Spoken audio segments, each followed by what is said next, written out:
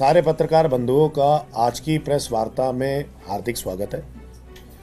और आपने कल देखा कि हाउस जो चला, 2.5 वर्ष बाद एमसीडी का हाउस चला और वो हाउस करीबन 5 घंटे तक चला। विपक्ष की बहुत बड़ी भूमिका होती है हाउस चलाने में। आपने देखा भाजपा विपक्ष में थी और एक नकारात्मक सोच के साथ वो हाउस के अंदर आती थी।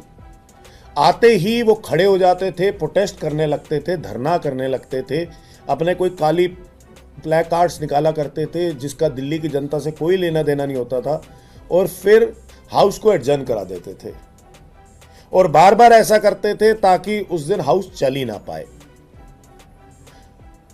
दूसरा, आपने कई बारी देखा कि हमारी महापौर, लेडी महापौर की कुर्सी तक को इन्होंने खींच के तोड़ा।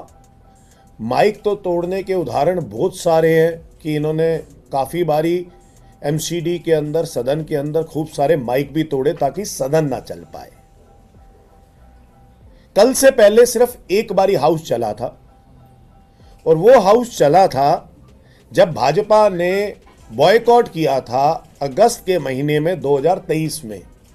तब भाजपा नहीं आई थी और आम आदमी पार्टी बैठी थी, कांग्रेस बैठी थी, और उस दिन भी काउंसलर्स ने दिल्ली के रेजिडेंट्स की बात, अपने क्षेत्र की बात वहां पर करी थी। और कल दूसरी बारी हुआ जब आम आदमी पार्टी विपक्ष में आई और एक सकारात्मक भूमिका अदा करी। सकारात्मक तरीके से हमने जहां जहां प्रोटेस्ट करना था वहां प्रोटेस्ट भी किया और हाउस भी चलने दिया। तो ये तो पक्का है कि विपक्ष के ऊपर निर्भर करता है कि हाउस चलेगा या नहीं चलेगा। यही भाजपा नकारात्मक सोच के साथ आती थी, उसको ना तो काउंसलर से कोई लेना देना होता था, ना दिल्ली की जनता से कुछ लेना देना होता था। और आम आदमी पार्टी सकारात्मक सोच के साथ थी, 2 साल के अंदर फैसले भी बड़े शानदार लिए और विपक्ष में आई तो हाउस भी चलाया। कल करीबन 66 काउंसलरों ने अपनी बात रखी और अपनी पीड़ा बताई, और उसमें से ज्यादा भाजपा के काउंसलर्स ने बोला और भाजपा की काउंसलर्स की पीड़ा ज्यादा थी। यानी कि भाजपा के काउंसलर्स खुद ब खुद ज्यादा परेशान थे कि उनकी समस्याओं का निवारण नहीं होता। तो यह बात तो तय हो गई कि आम आदमी पार्टी सकारात्मक तरीके से राजनीति करती है, सकारात्मक तरीके से हाउस चलवाती है, और दिल्ली की जनता की जहां भलाई की बात आएगी, दिल्ली की जनता की बात आएगी, आम आदमी पार्टी के पार्षद सकारात्मक तरीके से इस हाउस को आगे भी चलवाएंगे। दूसरी बात, यूजर चार्जेस की। आप लोगों ने देखा कि हमने बड़े टाइम से संघर्ष किया था, इसके ऊपर मैंने चिट्ठी भी लिखी थी, प्रस्ताव भी भेजा था, मेरा प्रस्ताव खारिज कर दिया, अपना प्राइवेट बिल ले आए, कोई बात नहीं। हमने 4 दिन पहले आंदोलन भी किया था। उस समय मेयर साहब हमें प्रोसीजर बता रहे थे, कह रहे थे स्टैंडिंग कमेटी में जाएगा और उसके बाद ये पास होगा। लेकिन आम आदमी पार्टी के पार्षदों ने, दिल्ली की जनता ने, दिल्ली के RWAs ने, दिल्ली की मार्केट एसोसिएशन ने मजबूर कर दिया कि यूजर चार्जेस तुरंत प्रभाव से वापस लेने चाहिए।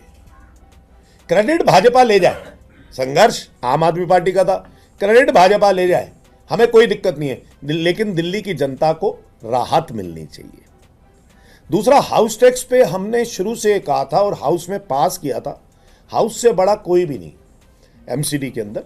तो हाउस के अंदर हमने पास किया और हमने ये कहा कि 100 गज तक के मकान का माफ होगा हाउस टैक्स और 500 गज तक का हाफ होगा।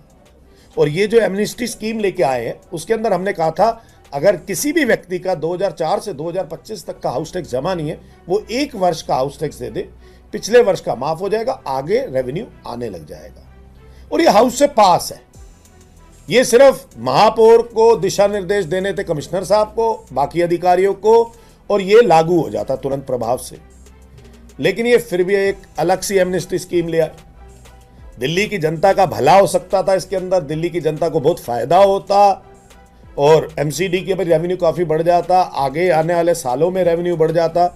लेकिन इन्होंने फिर भी हमारी स्कीम लागू नहीं करी क्योंकि वो आम आदमी पार्टी की स्कीम थी। अभी भी लागू कर दें खुद क्रेडिट ले ले, हमें उसमें भी कोई दिक्कत नहीं है।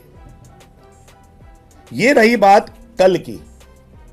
आज मैं आपको एक चीज दिखाना चाहता हूं। मैंने एक पत्र लिखा है महापौर को, बड़ा महत्वपूर्ण पत्र है। जैसे कि आपको पता है, कि सारे लोगों को पता है, आप पत्रकार बंधुओं को, कि राजा इकबाल जी महापौर बन गए 25 अप्रैल को। लेकिन राजा इकबाल जी महापौर होने के साथ साथ अपने जोन से, जैसे कि स्टैंडिंग कमेटी मेंबर भी है, 12 जोनों से स्टैंडिंग कमेटी के मेंबर आते हैं, 6 हाउस से आते हैं, 18 लोग स्टैंडिंग कमेटी को कंप्राइज करते हैं, 18 मेंबर्स, और फिर एक स्टैंडिंग कमेटी का चेयरमैन चुना जाता है, डिप्टी चेयरमैन चुना जाता है। हाल फिलहाल में नोटिफिकेशन हुई है कि हाउस मतलब जोन्स के चेयरमैन डिप्टी चेयरमैन के चुनाव है, साथ में 2 जोनों के स्टैंडिंग कमेटी मेंबर के चुनाव है। वो 2 जोन है, सिटी एसपी जोन, जहां से कि हमारे ही पार्षद थे, वो विधायक बन गए, तो उनकी जगह खाली हो गई, उन्होंने इस्तीफा दे दिया, तो अब दोबारा से स्टैंडिंग कमेटी मेंबर का चुनाव होगा। दूसरा है साउथ जोन, जहां से फिर से हमारे पार्षद थे, वो स्टैंडिंग कमेटी मेंबर थे, उन्होंने इस्तीफा दे दिया, अब उनका चुनाव दोबारा होगा उस जोन के अंदर। लेकिन राजा इकबाल जी अपने सिविल लाइन जोन से खुद स्टैंडिंग कमेटी मेंबर है, और इतिहास में कभी ऐसा नहीं हुआ कि महापौर स्टैंडिंग कमेटी की मीटिंग में आए। वहां पे स्टैंडिंग कमेटी चेयरमैन भी चुना जाएगा, स्टैंडिंग कमेटी चेयरमैन ऊपर बैठेगा, और ऐसा कभी नहीं हुआ कि महापौर सर्वो सर्वा होते हैं, एमसीडी के अंदर सुप्रीम होते हैं, तो महापौर मेंबर्स के साथ नीचे बैठेंगे और स्टैंडिंग कमेटी चेयरमैन ऊपर बैठेगा। तो ऐसा तो कभी भी इतिहास में नहीं हुआ।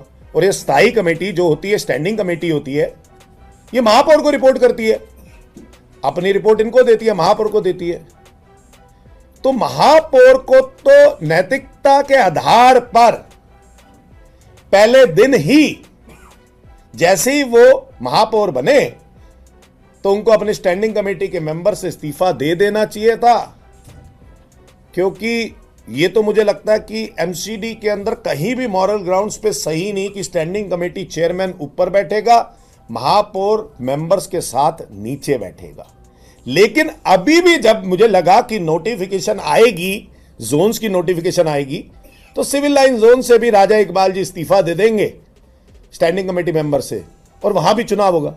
लेकिन उन्होंने अभी तक इस्तीफा नहीं दिया, और उसकी नोटिफिकेशन भी जारी नहीं हुई, जबकि बाकी सारे जोन्स की नोटिफिकेशन जारी हो गई, और 27 तारीख तक नॉमिनेशन है, 27 को नॉमिनेशन भी है।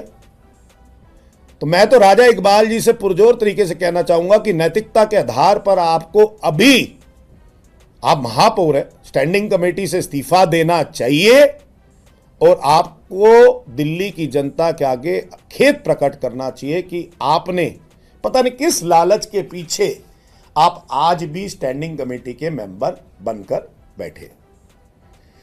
बहुत बहुत धन्यवाद, बहुत बहुत शुक्रिया। अंकुश जी, आपने कहा कि कल घंटों जो है हाउस चलता रहा, सदन चलता रहा, जिसमें आपने कहा कि सबसे ज़्यादा जो सवाल जवाब करने वाले थे, जो अपनी परेशानियां बता रहे थे, वो भाजपा के थे। लेकिन ये भी देखा गया कि सदन के बीच ही बहुत सारे आम आदमी पार्टी के पार्षद जो हैं वो चले गए। तो क्या माना जाए कि जो आम आदमी पार्टी के पार्षद हैं उनके क्षेत्र में कोई समस्या नहीं है? देखिए, कल सदन 5.5 घंटे पहली बार चला। सिर्फ आम आदमी पार्टी के पार्षद नहीं गए, बीच में भाजपा के पार्षद भी चले गए थे, और मुझे तो लगता है कि आखिरी में कोरम तक भी नहीं था। मैं आखिरी तक बैठा रहा, और मैं आखिरी व्यक्ति था जो हाउस के अंदर से निकल के आया। आम आदमी पार्टी के पार्षदों ने भी अपनी आवाज उठाई, और भाजपा के पार्षदों ने भी अपनी आवाज उठाई। लेकिन जो इतने बड़े बड़े दिखावे करते हैं, ये मेगा सफाई अभियान, उसकी जो रेखा गुप्ता जी ने मेगा सफाई अभियान चलाया, इन्होंने राजा इकबाल जी ने मेगा सफाई अभियान चलाया, उसकी तो धजिया इन्हीं के पार्षद उड़ा गए। वो तो यही बता गए कि मेगा सफाई अभियान है क्या, उनके एरिया में तो टिप्पर भी नहीं है, कूड़ा भी नहीं उठ रहा, जगह जगह कूड़ा इकट्ठा है, इनके ही पार्षद बोल गए ये तो फिर आप ये कौन सा मेगा, मुझे तो लगा था कि मेगा सफाई अभियान सिर्फ हो सकता है कि भाजपा के पार्षदों के इलाकों में चल रहा हो। मैं अक्सर बोलता था कि आम आदमी पार्टी के इलाकों में तो उन्होंने नहीं चलाया, लेकिन भाजपा के पार्षदों के इलाकों में चल रहा होगा। लेकिन वो भी धजिया उड़ा गए इनकी, तो सेंट्रल जोन वाले उड़ा गए, साउथ जोन वाले उड़ा गए, इनके अपना वेस्ट जोन के लोग उड़ा गए। उन्होंने तो साफ साफ कह दिया, हमारे यहाँ तो टिप्पर भी नहीं है, हमारे यहाँ तो रिक्शा भी नहीं है, हमारे यहाँ तो कूड़ा एकत्रित करता है, कूड़ा उठाने वाले नहीं है। महापौर साहब हमारे यहाँ कूड़े की रिक्शे दो और टिप्पर दो ताकि हमारा कूड़ा उठ सके। कर्मचारी हमारे यहाँ, बहुत सारे इनके लोगों ने कहा कि हमारे यहाँ कर्मचारी कम है। अब कर्मचारी वहां से कूड़ा ही नहीं उठा पाते, सफाई नहीं हो पाती वहां पे, और आप मेगा सफाई अभियान चला रहे हो। तो ये तो भाजपा, देखो विपक्ष इस बारी सकारात्मक भूमिका अदा करने के लिए तैयार है और विपक्ष पूरी पोल खोल करेगी इस बारी भाजपा की कि कैसे किस हिसाब से ये सिर्फ सत्ता के लोभ में सत्ता चलाते हैं और इनको काम से कोई मतलब नहीं है। धन्यवाद। एक और सवाल ले लीजिए, कल 5.5 घंटा जो हाउस चला, आप कह रहे हैं कि इसलिए चल पाया क्योंकि विपक्ष की भूमिका थी, विपक्ष ही चाहे तो चलेगा सदन और नहीं चाहे तो नहीं चलेगा।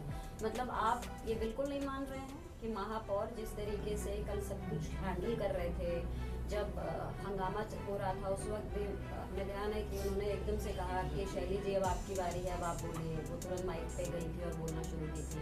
तो आप कहीं से मतलब उनको नहीं मानते? मैं आपसे, महापौर ने ही वो हाउस चलाया 5.5 घंटे का? नहीं, देखिए मैं आपसे बस इतना से कहना चाहता हूँ, अगर हम उस टाइम पे भी हंगामा करते रहते, माइक तोड़ने लग जाते, कुर्सियाँ खींच देते जैसे भाजपा करती थी, तो क्या वो हाउस चल पाता? नहीं चल पाता, एडजन हो जाता, उसी टाइम एडजन हो जाता।